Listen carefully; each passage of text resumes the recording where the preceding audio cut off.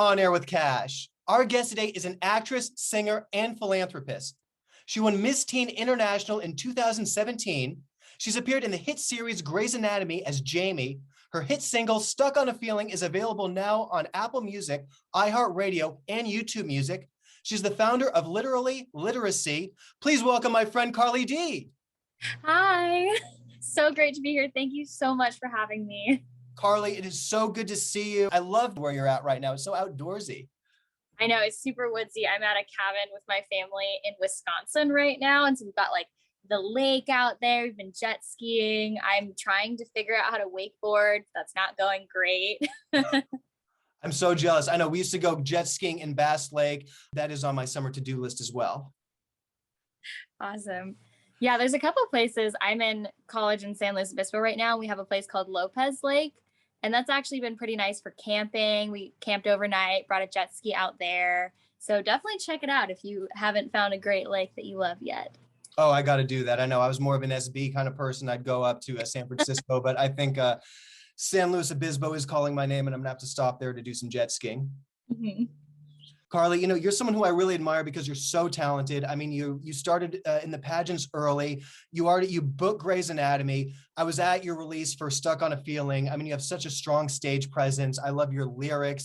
Thank you. Yeah, it's definitely been a really fun journey. Just a lot of different things I've been really blessed to book and be able to do throughout my pageant career as well as my acting career. And I'm so looking forward to what post-COVID 2021 is going to bring. Oh, I'm right there with you. I know it's so good to have things opening up again. I actually finally got to travel myself. I was just in Florida visiting my dad. So, we got to play golf and, go to the beach. But you've been busy throughout this pandemic as well, too. I know you're very focused on your education, but you advocate for youth education in other countries, which I really admire. Yeah, definitely. So I have a nonprofit called the Literally Literacy Foundation, as I think you mentioned in the beginning. And we really focus on youth education because I truly believe that education is the key to making a better life for yourself, a better life for your family. And that doesn't just have to be a college degree, that can be a technical college, that can be just basic high school, but just being able to function and have the literacy to understand what's going on in the world around you so you can make the best out of your circumstances is so, so vital. Absolutely. I know. And prior to the pandemic, you had a backpack drive where we donated school supplies. I was at that event. It was a lovely event. It was very fun. And also recently, you were in the Philippines advocating for youth education as well. Yeah. So during the pandemic, we had another backpack drive very similar to the one that you went to, but it was kind of like a drive-through backpack drive so that there wasn't a big event like we had. And it was really just about the school supplies and the actual items. But then also we were in the Philippines and we were building a school with Yellow Boat of Hope, which is our partner organization over there.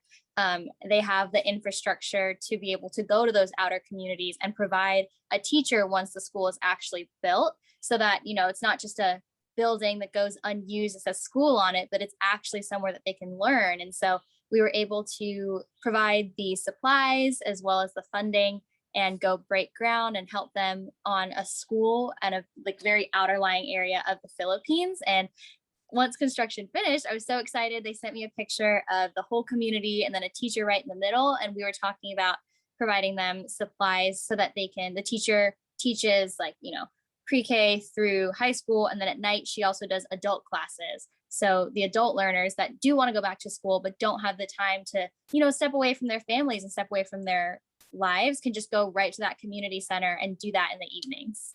Oh my gosh, Carly, what don't you do? I mean, you're so inspiring. I mean, I'm really grateful to know you and to have you as a friend. And I mean, just the way that you care about the betterment of society, it reflects in your work. Yeah, it's a lot of fun. I mean, I just love building the connection with the people as well. I got to spend 10 days out there living in, a hut with no electricity, no running water, and just really getting to know the community. We taught them how to play Uno, which was super fun because, we just point at the colors and say same. So even though there is that language barrier, they were just so willing to just soak up as much information as we could give them and really just build a connection. I did see your CNN special and I did watch the video that you had on TV. And I mean, you said like there was a 2-hour boat ride and then you went hiking and you also brought in so many supplies. I love that you brought in the tablets and the iPads and you got everyone Yeah. and you said that one kid kept photobombing you. That was so funny. I was like trying to teach them how to take a selfie on their new iPads because the iPads have content loaded onto it for the teacher to help them, learn and teach. But I was trying to do it with the whole community, and this kid just kept popping in and like trying to do this in the background. I didn't even see him until I turned around. And he was literally standing right next to me, and I was like, "Oh, hey, hello. How are you doing?" And so it was super fun. But yeah, it was a journey to get out there. It was like I think it was an hour and a half, 2-hour boat ride, and then we hiked for half an hour. And I did not realize that I needed to be in way better shape to do what these kids do every single day because it was intense.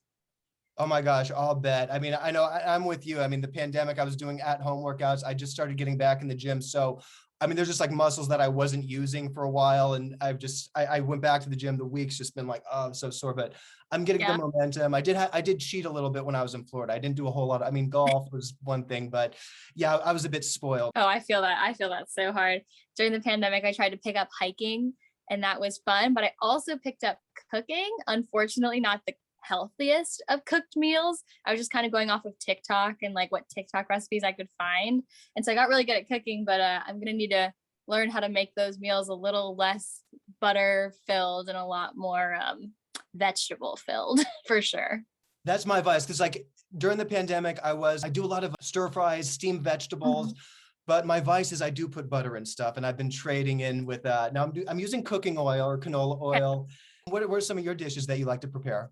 I love making adobo. It's something my mom taught me how to do when I was like 15, I want to say, when I was first venturing into the kitchen. And it's seriously been a staple in my life. It's a Filipino dish, but it's chicken adobo and it's got a lot of soy sauce, very salty, just how I like it.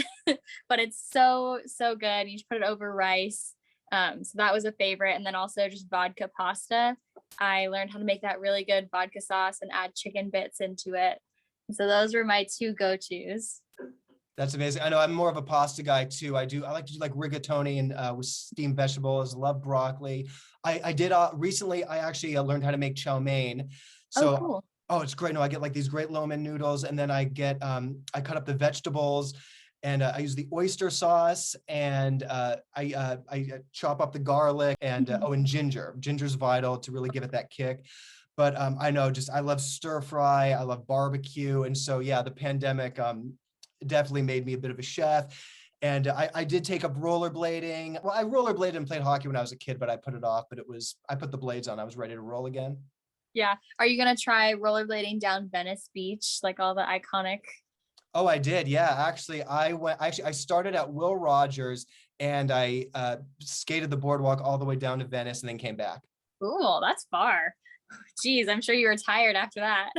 Oh my gosh, yeah, we just laid out on the beach for a little bit and then went to Gladstone's down the street. We're like, all right, this is the perfect way to start the weekend. Yeah, definitely. That sounds great. Oh yeah. Take next time. Oh, definitely. No, next time you guys are in town, let me know. Well, yeah, we'll do like a beach day and then you got to drag me up to San Luis Obispo and we got to get some jet skiing going. Oh, definitely. Definitely going to do that. You actually have a new company called Boutique. Yes. Yeah, it's Boutique Queen. So we tried to put the words boutique and queen together. And fun fact, within the team, we have a running joke. We call it Booty Queen because it's like when you look at it on paper, you're like boutique queen, booty queen. But no, it's Shop Boutique Queen, and it's a little tiny like women's clothing boutique that I started. It's something that I've been wanting to do for such a long time because I love fashion and I love trends. And so we like to say we're inspired by having affordable, trendy country club clothing. So, because I've just always been like a very, I guess, like conservative person when it comes to the way that I dress. That's part of because of the way I'm raised and also just how I personally feel comfortable. And I wanted to find a boutique or make a boutique that can provide the same kind of styles of clothing for other women as well. And so we really try to stay on the trends and just have really cute clothing. So everything I'm wearing right now is Boutique Queen. We've got our mesh bodysuit that's really fun and colorful. And then the necklace, and of course the staple crown earrings, because my inner pageant girl would never let me live it down if I didn't have something sparkly with a crown on it. And so we really wanted to just like give your viewers a little kind of present and surprise if they wanted to go check out the website. So we're doing a 10% off code, which is cash, of course, with the $sign. So $H. And so, yeah, that'll be valid for a week after this episode airs. But we just really wanted to encourage people to go check it out, go browse, follow us on Instagram, follow us on TikTok. We're venturing into the TikTok waters. I just started venturing into, I actually had my other friend, Caitlin O'Connor, on a little bit ago, and we were around the same age, and we were just, there was kind of this running joke where we were talking about, oh yeah, we mastered this social media, that social media, but we just didn't understand TikTok. And right. So, yeah. And then we had actually a few colleagues who are masters of TikTok who invited us over for a TikTok lesson. So I feel like yes. So you're not alone. We didn't understand. I didn't understand it as well, but thanks to my friends at Jax, Malcolm, and Samantha Bailey, Caitlin and I are doing a lot better on that. Yeah, I'm gonna have to go back and did you guys talk about it in your episode? Because I'm gonna have to go back and watch it and learn the tips myself.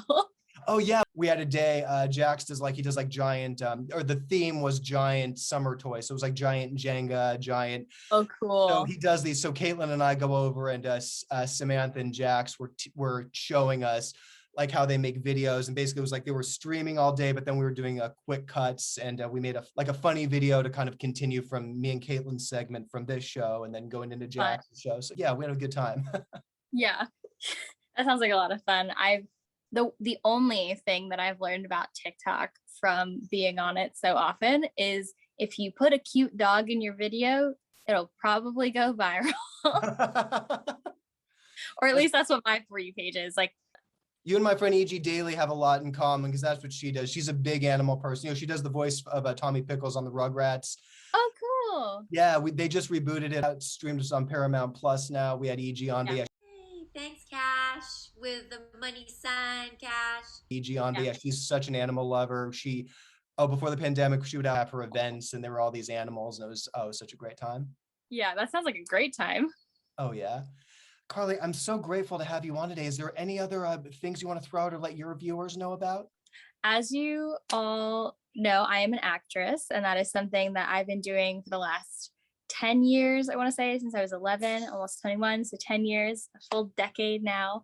And recently I changed my stage name from Carly Peters to Carly D, and I kind of just wanted to talk a little bit about that and like my decision behind that, because so DY is from my grandmother's side, my Lola, my Filipino side, and it was her maiden name.